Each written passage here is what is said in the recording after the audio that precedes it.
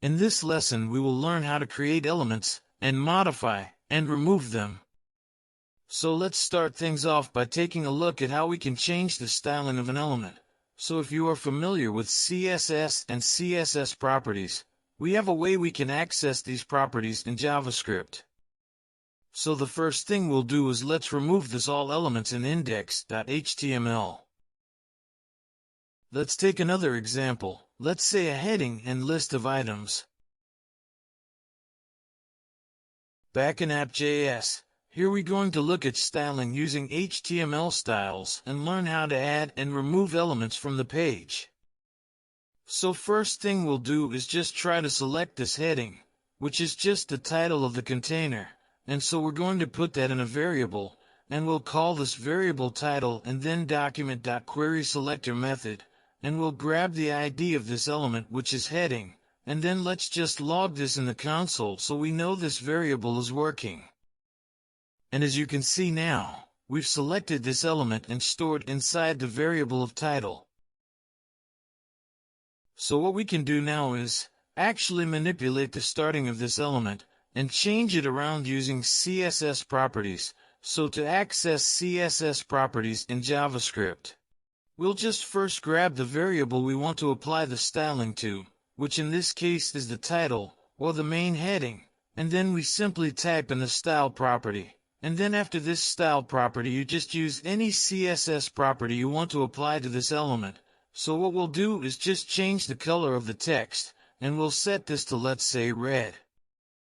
And as you can see in the browser, now we've changed the color of the main heading from black to red using the style property. And if we change this color to background color and save, you can see that now instead of text color, background color is turned into red.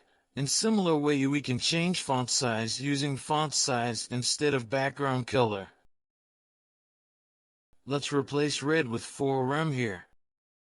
And check this out. Our font style changed to 4rem. Let's set this to 2rem for now.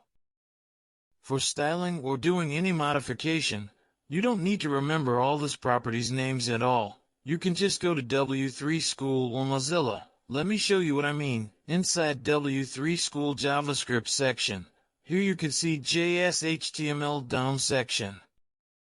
Over here you can find every single methods which we used so far. For example, here in down documents, we got this list of commands where you can say methods for creating element, deleting element, and appending child, and many more.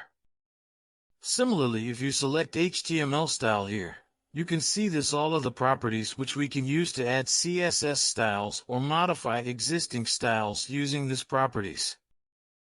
This type of styling is what you'd call inline styling, and there are other methods to style elements with JavaScript too, but this is probably the most direct method, and because it used this inline styling, it cannot be used on multiple element.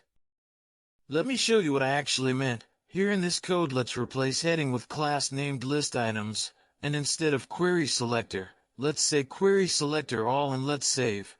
You can see this isn't actually working, because here we are trying to apply inline style to multiple list items.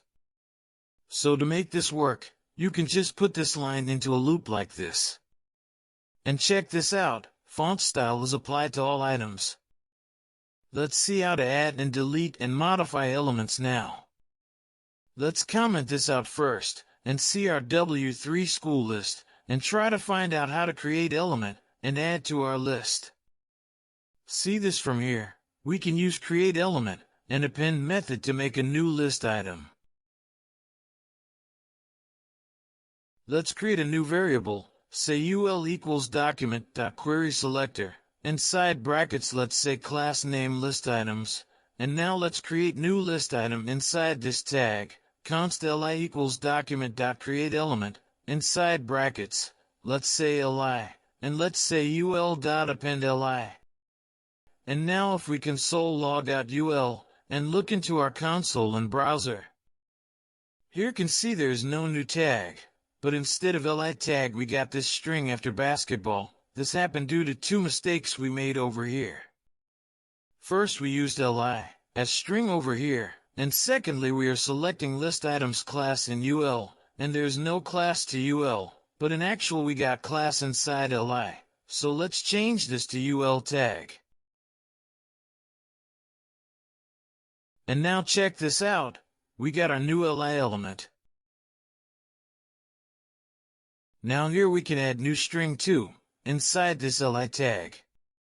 To do so, add li.append inside quotes and name it as football, and save it. Check out, football is now added to the list. Let's remove this football for a while, and let me show you several ways we can include text or modify text in our HTML. Let's check out in our list and find out what we can use. What we can see over here is inner HTML, text content, and inner text. Let's see how this works. Let's create a list items variable equals document.query selector with class list items. Now console log out list items inner HTML. Let me duplicate this, and over here we change to text content and an end inner text and save it.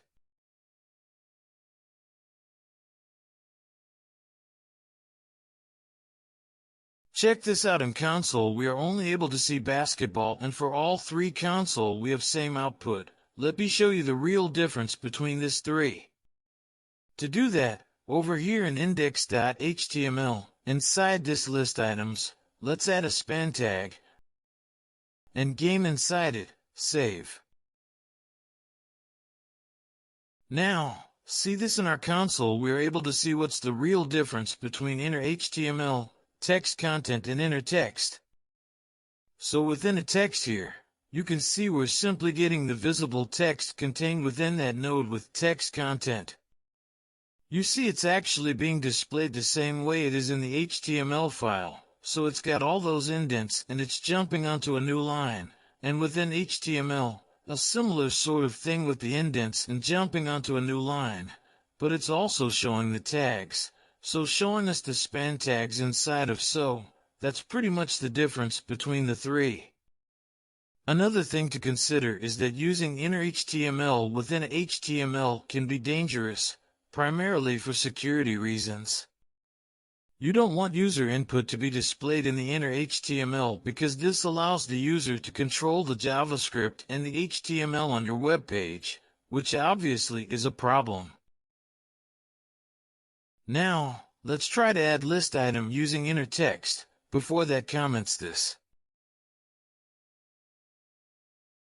And now let's say inner text equals cricket, and add inner text before li, and save.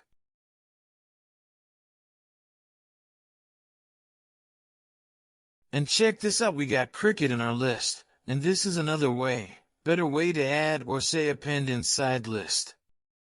Now let's look some modifying attributes and classes, and the first method we're going to take a look at is setAttribute method.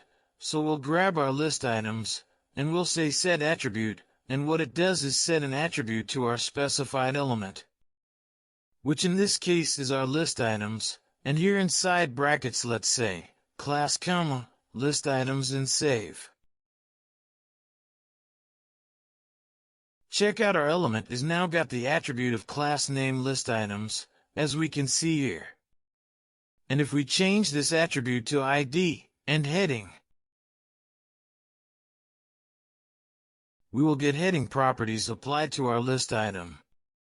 There's a problem over here. Let's go to app CSS and over here. See, heading is not ID but a class, so let's change that with hashtag and save. Check this out, now this heading properties are visible in our HTML. And let's add some weight to font weight to bold. And here we got what we wanted. And to remove the properties from item, replace setAttribute with remove attribute, and here we now got our default property back. Before we end this lesson, let me show you how to add and remove element with classes. There can be multiple ways to create or remove items, and it's totally fine whichever you use according to the situation. So let me show you another one. Over here, let's say li.classList, and inside this brackets, let's select list items and save. We got error. It's because we did not define what we want to do. So over here, we want to add Cricut into our list items. So here we will say li.classList and add list items. And see, we got out item here. Now if you want to remove it, just replace add with remove and that's it. If you were watching till now, then please do not forget to share and subscribe. Thanks for watching.